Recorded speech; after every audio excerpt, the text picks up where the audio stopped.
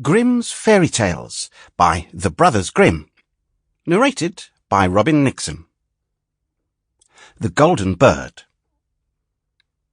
A certain king had a beautiful garden, and in the garden stood a tree which bore golden apples. These apples were always counted, and about the time when they began to grow ripe, it was found that every night one of them was gone. The king became very angry at this, and ordered the gardener to keep watch all night under the tree.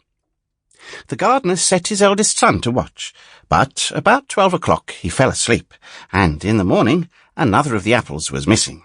Then the second son was ordered to watch, and at midnight he too fell asleep, and in the morning another apple was gone.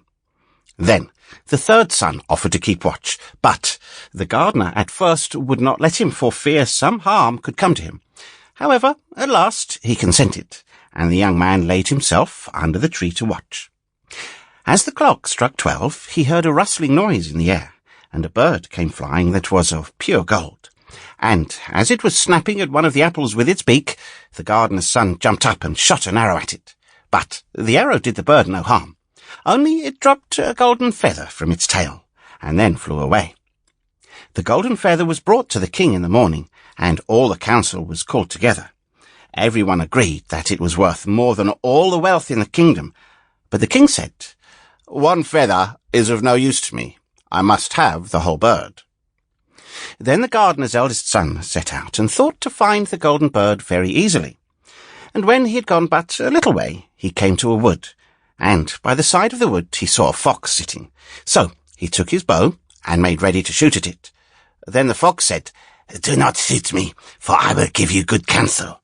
I know what your business is, and that you want to find the golden bird.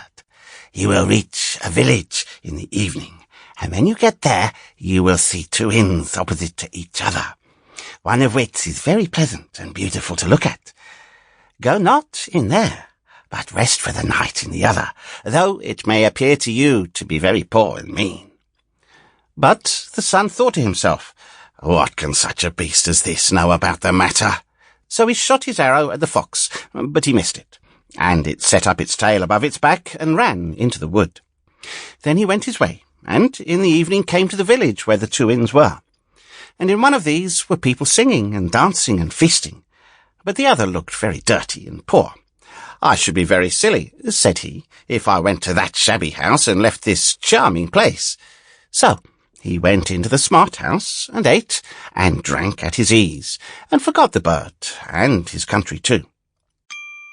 Sample complete. Ready to continue?